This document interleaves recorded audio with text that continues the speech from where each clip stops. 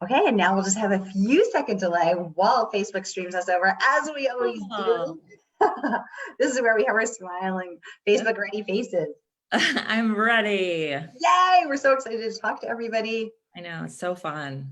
And we are live. Welcome, mighty mystery fans. I'm your on-air host, Sarah DiVello, and I am thrilled to be here today with Vanessa Lillie, whose red-hot new book, For the Best, is out today. Vanessa, welcome. Tell us about your book. Thank you so much for having me. This is fantastic. So this is my second thriller. It just came out today. It's called For the Best, and it's the story of a woman who kind of has everything: perfect life, CEO job. The problem is she has a drinking problem. And one night she goes out, has too much to drink, gets blackout drunk. The next day she wakes up, there's a cop at her door with her wallet in an evidence bag, and she's now the only suspect in a murder. Oh my gosh. Well, I know I was hooked in from the very first page because she's struggling to find out what she can remember. It's all coming back to her slowly. Vanessa, what was the inspiration behind this book? Why did you want to tell the story? Why now? Well, it started with actually back at the Women's March in Washington. There's this pretty famous now photo of a woman who's an activist named Angela Peoples. And she's a Black woman. She's standing there with her sign. There are three white women behind her taking selfies with the pink hats. And on her sign, it says, don't forget white women voted for Trump. And when I saw that sign, I kind of, even though there was the joy of the march, I did sit with it for a while actually, and just think, okay, so that's true. Why? So I started to just kind of explore white female privilege. And I was thinking through, not just from a finger pointing perspective, but from my own privilege, right? And from my things I take for granted, things I expect, maybe the disregard of people of color or their problems at different times. There's certainly been bad moments in my own life. And so I wanted to create a thriller, which is my favorite kind of book, that explores that, particularly because especially domestic thrillers, there's usually a white woman at the center of it. I mean, thankfully now there are more women of color publishing in thrillers, but it is a very white space and even a white female space in this domestic thriller area. And so it seemed perfect for me to take that kind of usual trope of a woman maybe solving a crime, but then push and think about, well, what privileges does she expect and what does she think should happen versus a reality that she is pretty far from through most of it. And then the other piece that I love about it is that there's a vlog. So it's a video blog, which are pretty popular online right now.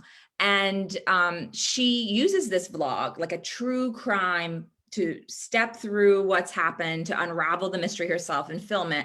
And so interspersed in those the chapters of her are transcripts of the vlog. And so that was really fun because I think we're all just obsessed with true crime right now. And so I loved writing those chapters because it's just such a fun kind of exciting moment in true crime.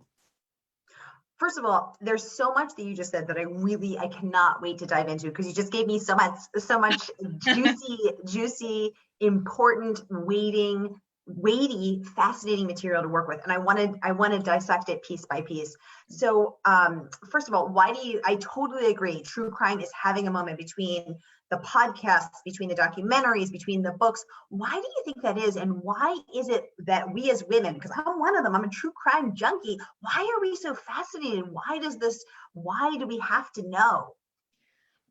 I think for me, it's kind of an exploration of people at their worst or most terrifying moments. It's a lot of the reason why I love thrillers is it's probably about the worst time in a person's life is around when the thriller book is written.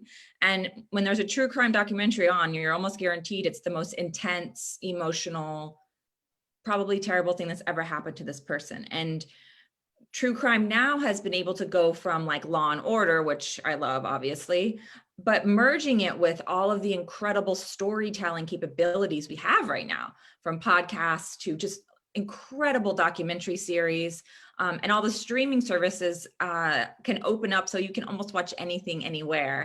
And so I think it's a combination of great storytelling right now with our kind of ongoing fascination with, bad things that happen. And that probably goes way back to like the cavemen gathering around the fire. I mean, I think we've always been, obsessed with stories, that scare us a little bit.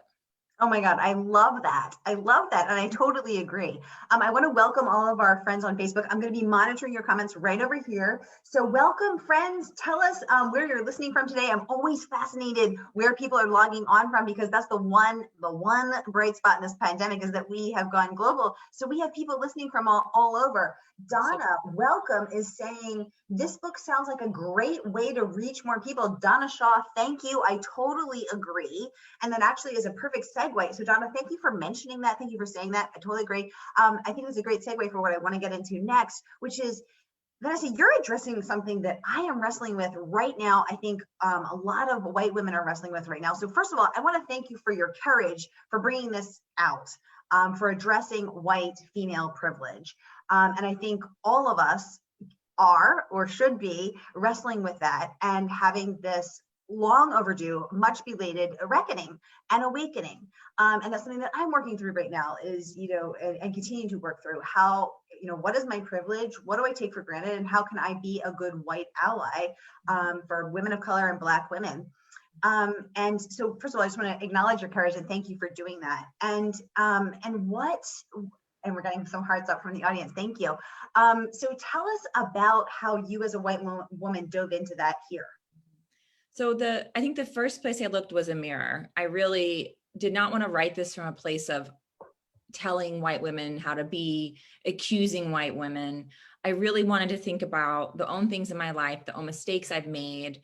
And there have been plenty, and they're ongoing too. I think you're talking about being a white ally. I think one of the most important things about it is that it is a lifetime journey. It is never a destination. We will never get there. You just have to constantly be working at it. And so I often just thought about things I'd done, behaviors I had, ways I had perceived things. And there's nothing like verbatim from my life, but there are emotions in there that I was able to translate to the character. And, in some cases took them a couple steps further, but to me, not that much further. And, we as a society, it's been constructed to protect whiteness, to protect white land, white power, white money, that's just the history of our country. And so I wanted to just think about the systems like the police or a job. The kind of, oh, she was just having fun last night, she got drunk. Like, does that happen to every woman? No, it usually will just happen to white women, that a woman of color usually cannot act like that in an office environment with having a much more severe, punishment.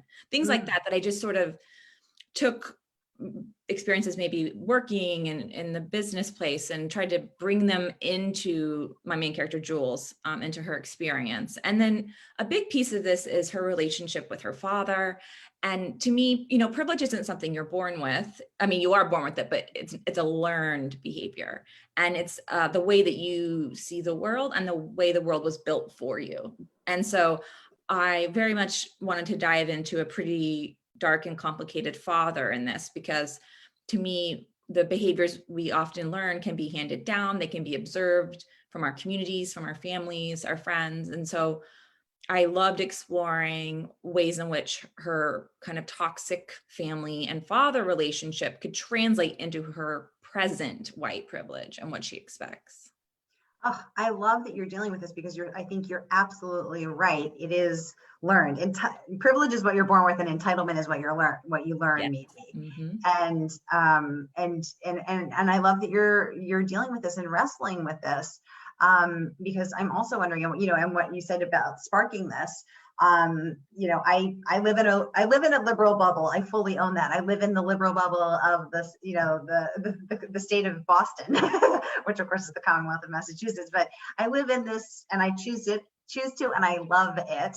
But I see these statistics that 40% of white women voted for Trump, and I ask myself how. Because I personally could not vote for a misogynist, and it's antithetical to everything that I believe in, and yet I feel like I don't know anybody who did, but I must. So it's something that I'm trying to figure out as well. So you're just dealing with so many timely, timeless, and pressing issues. So I absolutely love that you are bringing such meat to the table in the frame of a thriller. So Well, thank you. Oh, of course, that's very generous. Thank you. Thrillers to me are the perfect place to really push buttons. I actually was just working on an article for Crime Reads about this and talking to a couple of different authors about how good crime fiction is political. And it's not necessarily about a political party, but it's about these core issues. One writer I chatted with, Rachel Halsell Hall, she has a book coming out shortly, and now she's gone. You know, she dealt with domestic violence and different ways in which the system can fail women and what repercussions that have on your family. I mean, and particularly with the lens of from a Black woman in that perspective. That's political, and it should be. And looking at a system is political, and it's important. Another writer, Lane Fargo, who has another book coming out, They Never Learn. She was telling me that that book, which is about a professor who's a serial killer of very bad men, wrote it in the heat and anger of the Kavanaugh hearings. So I just love that you can connect what's happening in the world, but you can still make it a complete page turner, but you can infuse it with things that you are grappling with. And it's a great way to do it, I think, in a thriller. It just is perfect for it. Absolutely, and it makes it, I love that you are doing this. I want to say welcome to Wendy Walker. She says, hello, this is such an important issue. Wendy, hi. I think we're having you on next week. And I can't wait to host you and shine my mighty magnifying glass on you and get into your fabulous upcoming book. Yes. So thank you for joining us. And I totally agree. This is such an important issue. And I love that you use this as a way to speak truth to power and to call this stuff out and to drag it out into the light. How long did it take you to write this book? Well, I wrote a first draft, and this book was my second book, so it was under a contract, which is a whole new experience for me. But I wrote it in about 6 months, but the revision was extensive. I mean, I revised almost the entire thing. And so you might think, oh, well, you already wrote one book, the second one's going to be easy. It was not true. It was really tough, but I loved the final product, and it was, totally worth it. Yeah, exactly. I'm 6 years into book number 2 and still not done. So I hear you on book number The Trials and Tribulations of Numero Dos.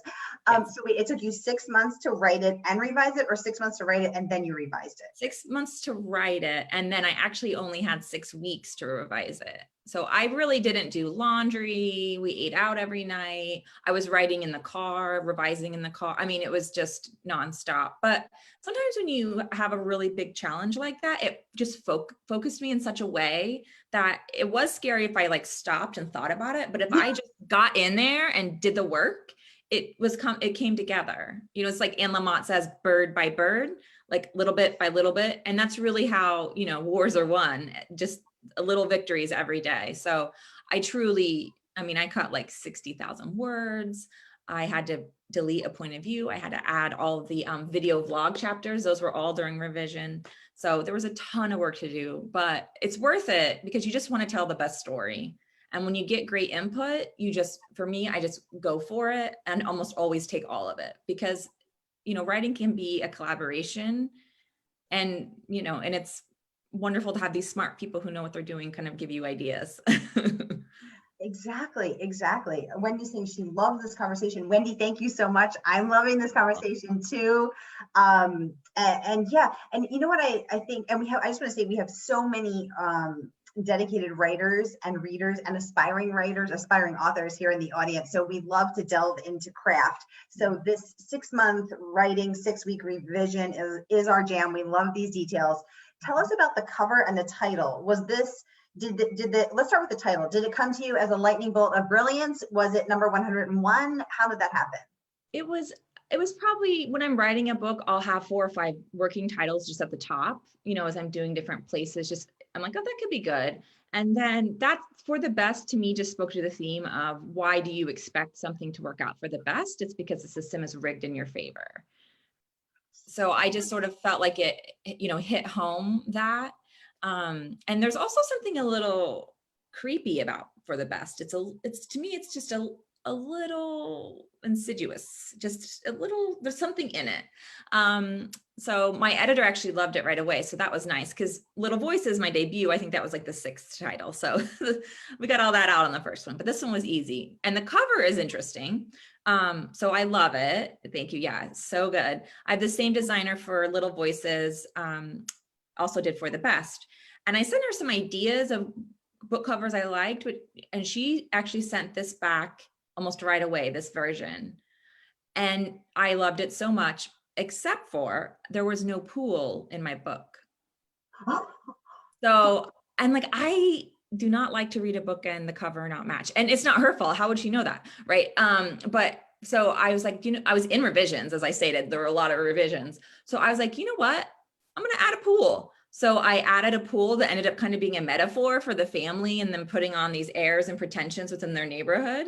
And then I got to keep the cover that I love. Oh my gosh, I love this story. I'm kind of creepily peeking out, hello, behind it. But everything, I want everyone to just see how gorgeous it is, because you can really see, this figure of this woman, the wine glass, because an issue that you address is her chronic overdrinking, her drinking issue. This big, beautiful, sort of infinity pool. So you're addressing issues of, of wealth and privilege. So I just absolutely love it. Tell us about some of the titles that ended up on the cutting room floor. You said this was one of 4 or 5. What were any that ended up on the cutting room floor that you still kind of, the one that got away, you miss it, you yearn for it? No, there wasn't. And because I think I kind of, I'll do sort of easy titles like, when she was away, or when she, just kind of softer, like you could kind of go with a lot of things. But this one to me was just very strong and it just stood out. Sometimes I think when I think about titles, if I get nervous about it, it's a good sign. It means there's something in it that's kind of intriguing. That's the same with plot points. When the twist at the end of both of these books, when I figured them out, I felt so uncomfortable and anxious. And for me, that's a sign that I'm like going in the right direction, because I'm kind of scared. Oh my gosh, you scare yourself. I love it. Carol Orange, welcome. She says, great cover. Carol, we totally agree. Thank you so much. And again, I just want to invite everyone watching. This is your time with Vanessa. So if you've got questions, just put them right in the chat, in the comments. I'll get them right over to her. This is your time. This is your access to her. You know how we do it here on Mighty Mysteries. It's all up for grabs. So feel free to ask anything you're wondering about craft, writing, this book, this process, anything at all. I'll get those questions right over to Vanessa. While you're thinking of them, I'll go ahead and keep plying her with my own. But please do. This is a conversation. That's what we love here. That we're a community. So I want to invite everyone to go ahead and do that. So Vanessa, I have to share some of your incredible words of praise that you have earned. Wendy Walker, who's joining us today, says, as a woman tries to clear her name of a murder charge using an investigative vlog, she unearths secrets that hit close to home. The resolution is emotionally complex and devoid of sneaky tricks and tropes. For the Best is intelligent and wholly original. It is a rare book that makes you race to the end, but then stop in your tracks and just say, whoa. Rave review from Wendy Walker here. Kimberly Bell raves, Lillie follows up her smashing debut with another winner, this time exploring just how far a person will go to keep old secrets buried. For the Best is dark and gritty, starring a host of damaged characters who blur the line between what's true and what's not. A slow burn, moody mystery that will keep you on your toes. From the amazing Kimberly Bell, who's also been on this show. I love her. She's so great. Love her. Oh, go ahead. Yeah, and the thing about, so like darker, gritty characters, I just, as a thriller reader, I love unpeeling the layers, like if anyone seems all good or all bad, it's just boring. I mean, and so I love to, almost pull between, you kind of like them, but you kind of don't, which I think you feel that with my main character. I mean, it's a hard line to walk, but I do think it's so interesting to kind of push a reader's buttons. Like, I like it when authors do that to me as a reader, for sure, to just kind of push some buttons and just kind of see what a reader thinks. Absolutely. Wendy wants to know, did you have to fight for the ending? Any dissenters on your team? Great question, Wendy. The ending is a little different than probably a lot of people were expecting. But my editor liked it. And I think I was also had the benefit of having so many extensive revisions to do that if like, they probably were just so glad that I got it done that I was going to be able to have my crazy ending. They're like, just give her what she wants. She did all That's right. If you can write it and get it in on time, you can have your crazy ending. But I was raised on Days of Our Lives. I mean, I love, like really, I mean, if you've sat through 300 pages, I'm going to do the best to like give you something shocking and a little over the top. I mean, I'd rather go big than go under, Exactly. Okay, so Vanessa lives by go big or go home. And when it comes to endings, we love that.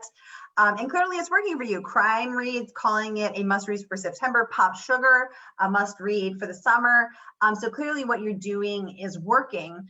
So for those of us in the audience who are all about that craft, what do you think the secret is to writing a book that keeps the pages flying, that keeps the reader up at night saying just one more chapter?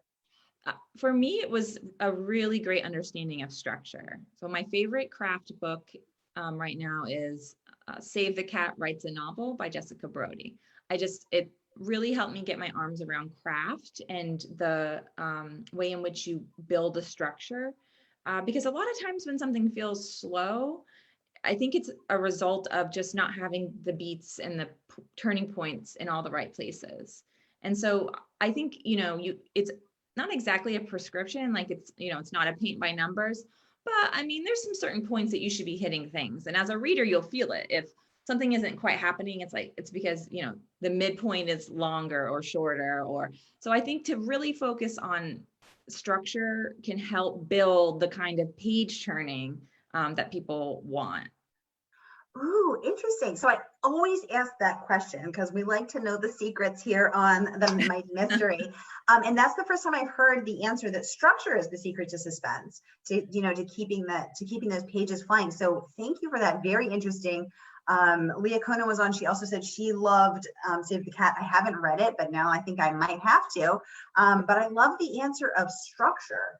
Carol is saying I'm such a tease, or sorry, Donna is saying I'm such a tease for flashing the ending. Donna, you got to get this book. We have a special partnership with bookshop.org, which of course supports independent bookstores. Yes. And we are linking to that in the comments. Thank you. Wendy saying she watched GH as well. And that she's going to use this tactic for next time as well. Awesome. We love that. I think I'm going to have to use that tactic. Exactly. This big ending. Just got to go big. You just got to go big. Yeah. So yeah, exactly. And not be afraid to lean into that. Yeah, definitely. And I don't know, like it's pretty rare for me as a reader if an ending, as long as it's like got to all line up, right? I mean, acknowledging that.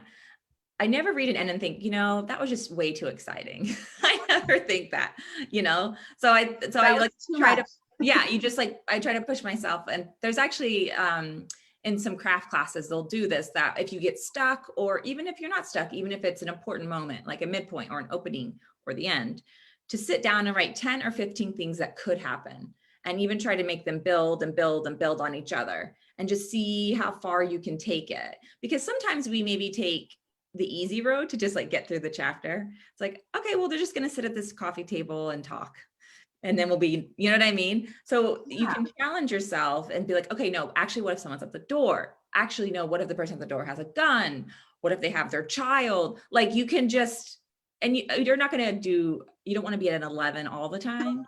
Like, that would be a lot, but there might be moments when you're working that you can push a scene a little bit further, just to have, as you were saying, that hook or that twist that really keeps you flipping the pages. I love that. I'm remembering the SNL take on the Kavanaugh hearings, where he says, I come in at a 15 and I come in at 11 and take it right up to a 15. Can't always do that. Right. Wendy is saying structure is everything with a thriller. I agree. This is so fascinating. Thank you, ladies. Wendy's so good at structure. I mean, her books are master classes, so that means a lot. She's one of the absolute best writers right now, for sure, writing. She's always coming out swinging. I love it. I love all of her books. Oh my gosh. Well, now I'm even more excited to have Wendy on next week. It's going to be great. Yay. Waters is saying that she loves this idea of a choose your own adventure. Waters, right? What a cool way to think about things. I have never thought of writing that way. So that is fascinating to me. I learned so much doing these interviews. This is fantastic. Yeah. Vanessa, let's talk about what your writing process is like. Does it come easily to you? Do you rise with the sun? Do you just, have your coffee and sit at your desk as the birds chirp outside and they pour out? Or are you sort of like Hemingway, clawing your way through a desert for every word? Yeah, I think it varies day to day, and having some flexibility is good. For me, my big lesson is, so by the time my debut Little Voices was published, I've been trying to be published for about 13 years. So it had been a journey, and within the about first 10 years, it was, I wrote 2 books over 5 years, which is, not a great ratio for like a thriller writer. Like you kind of need to be churning them out about every year and a half. So when I sat down for Little Voices, I said, all right, I'm going to actually enter National Novel Writing Month, which is coming up. Which is a great opportunity. And I decided to just try the fast draft method, which is the opposite of what I have been doing. And I also outlined a lot more, and that really worked well for me. So that is my kind of newer process with Little Voices. I did the same thing. I wrote it during Nano. I mean, it was terrible, but then you revise maybe for another year. If you write the thing in 1 or 2 months, you've got plenty of time to revise. And then the same for the best. I wrote it a little bit slower because I was also promoting my debut at the time.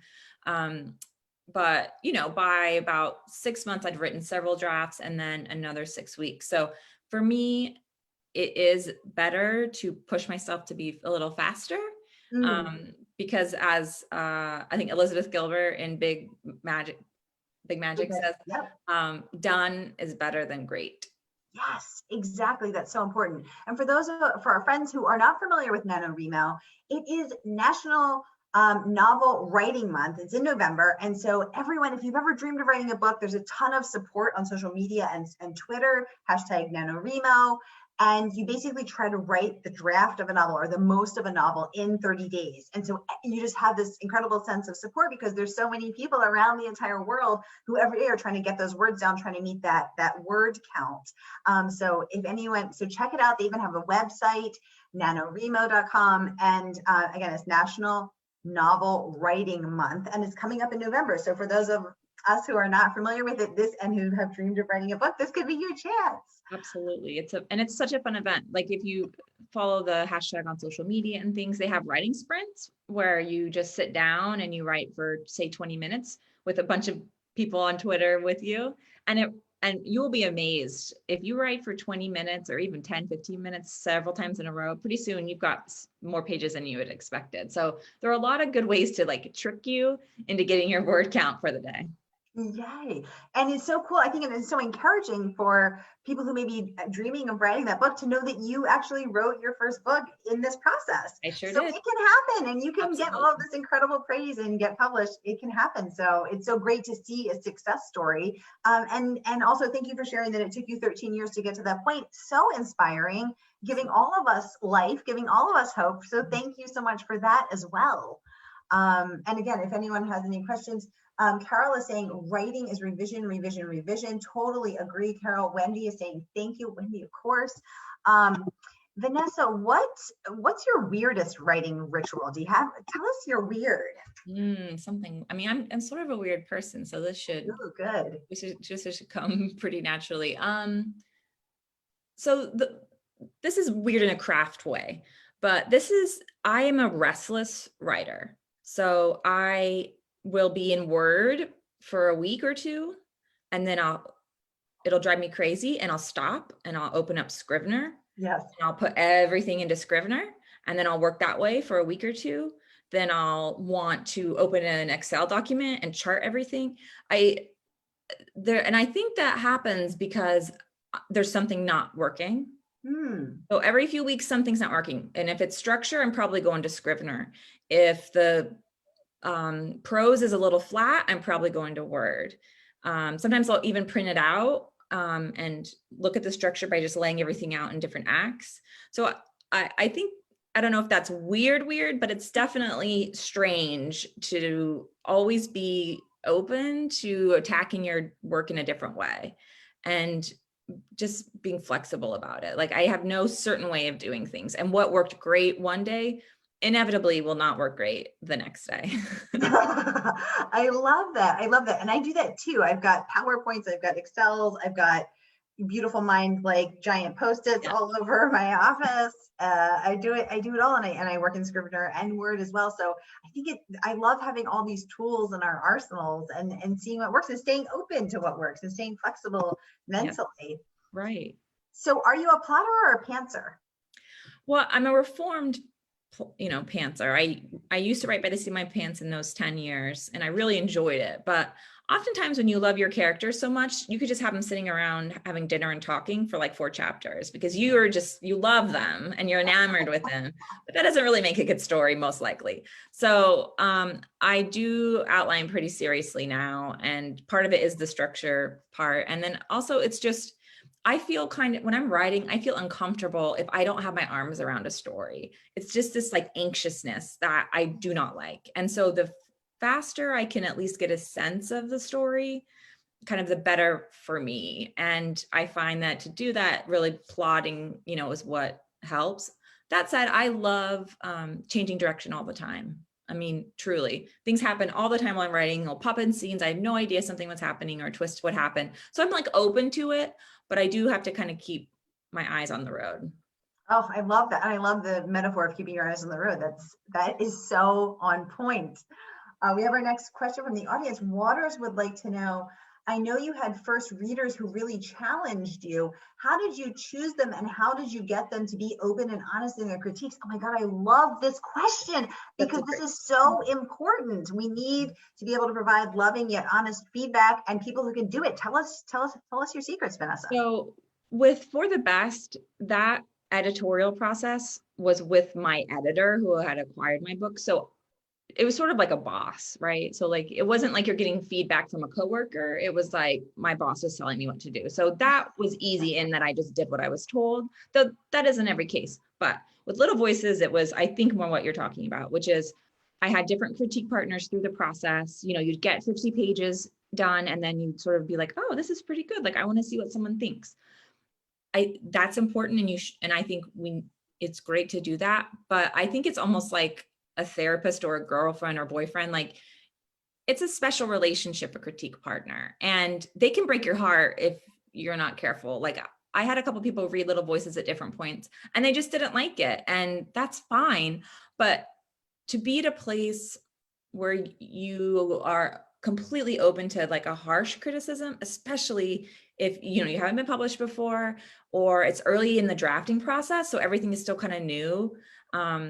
One way I think to get around that is to be just super clear about what you want and be honest with yourself about like, be true. Like, okay, if someone comes back to me and blasts this, I'm going to be really upset and I won't be able to write for 3 weeks. Like if you need to be able to be really honest about what you need and know yourself. And it's like, of course we always should be like, oh, you can say whatever you want, but like, is that really true? Because what happens is, when you get feedback that you either didn't ask for or is much harsher or different than you needed, for me, it blocks me completely. And I get almost scared to work on it. And I'm so humiliated or defeated. And that's a lot of power to give a person to be able to stop you from being creative. So definitely know, like going in, maybe just exchange maybe 20 pages. I wouldn't just send somebody my whole book. Kind of exchange together. If you can have, a quick chat or email conversation about kind of what you need, like maybe it's just this round, I'd rather be just kind of more, what did you like about it? And then later I'll delve more into what to change. Like, it's okay to just need some positive feedback and some encouragement. I mean, especially if you're in the early stages of the draft. I mean, nothing's really that good till, in my opinion, much, much later. You just need something to be like, oh, that's a cool character. And, ooh, I love that plot twist. And, ooh, the setting is really vivid here. Like, it's okay to just need a little bit of reassurance so that you feel like you're on the right path. And then maybe once you've gotten the whole thing written and you're just a little more solid in it, maybe then if you've built up a great relationship with someone, or at least a trusted relationship, then you can be like, all right, here's my whole book. But to just do that with like a random person you met on Twitter, I mean, for me, it just was really hard. I needed to take time, get to know the person, and then also be honest with myself about what I needed in that moment. on my critique. Yes. And I feel like you actually just described good communication in any partnership, whether it's a friendship, whether it's a marriage. I mean, I feel like I've learned this, you know, in all of my best relationships, again, friendships and my marriage, where I've learned to ask for what I want and to say, and when someone's giving me something else, to say, oh, actually, that isn't what I was asking you for. This is what I was asking you for. And to have courage to say, nope, that doesn't serve me, you know, and it's so empowering and freeing and liberating. And also you get what you need. Yes, and you protect yourself a little bit too, which is really important. I mean, the creative muse, the person who's helping us get through, I mean, to me, she is a little skittish, and when she's discouraged, she really doesn't like to come out. So, you know, sometimes you just got to work without her, but I do think that there's ways that you can try to protect her, and definitely a harsh critique can be really tough. Exactly. My muse is skittish, and also she likes a lot of naps. I mean, I got to lure her out, you know, with chocolate and foot massage. She likes Starburst and sunflower seeds, which is so gross, but you know what? You just do what you got to do. You do what you got to do to keep her happy, because if she's happy, you're happy, because then she's going to help you write. So it all works out. Oh my gosh. Vanessa Lillie is dropping pearls of wisdom for writing and life, relationships with muses, marriages, partners, critique partners. All this is so juicy and fantastic. I'm just absolutely loving this interview. I feel like we've been chatting for a second, but I see we're almost out of time. So it's time for us to enter the lightning round. Okay. Vanessa, are you ready? I am. Morning or afternoon writer? Morning. What are you currently reading? I'm about to start When No One Is Watching by Alyssa Cole. Excellent. Who is one writer, dead or alive, that you would kill to meet? I mean, I kind of would love to hang out with Anne Rice. Yeah. I loved her books growing up, and she just seems like a fascinating person. And if I could like go to her mansion back when she lived in New Orleans and like have a fabulous party, like that would be pretty sweet. It absolutely would. Oh, we have one more question from the audience. I'm going to make sure, because I always want to make sure everyone gets what they need. So Waters is saying, so I saw you were giving away Austin tarot cards. Does that mean that there is a spiritual mystic vibe in this book? Ooh, that's great. Yeah, I'm doing a giveaway for if whenever someone posts a review of my book, they're going to get an entry to win this cool box of goodies. And one of them are Jane Austen tarot cards. I post about it on like social media and stuff. So definitely check it out if you read For the Best and you post a review. Yeah. So I love tarot cards and the spiritual side of things. My main character's pretty literal in this one. But the third book, which I just finished drafting, has a lot of spiritualism, devil, God, old gods, you know, in a thriller. So I've definitely, that's kind of my vibe right now, is probably what you're seeing with bringing in the tarot cards. Ooh, okay. Well, we are having you back for that one, because that one already sounds super interesting. I can't wait. Vanessa, what's your favorite movie? Well, still Magnolias of all time. I'm a crier. Pink is my signature color. I love that movie. And what is one thing that you want people to know about you? Just that I love to connect with people, especially on social media. I mean, I'm just always on Instagram, Facebook.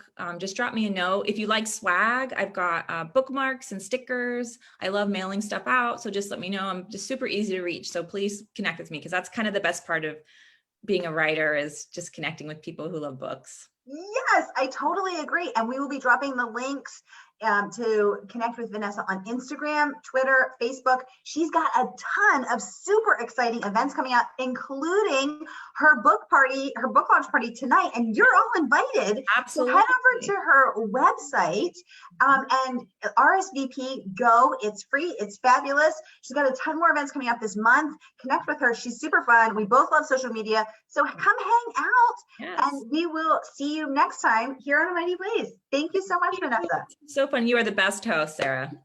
Oh my gosh, day made. Thank you so much. This has been truly a joy and really illuminating. I've learned so much. So thank you so much. Thank you for our wonderful audience. People are saying yes, yay. We will see you next time. Thank you so much, everybody. Bye-bye.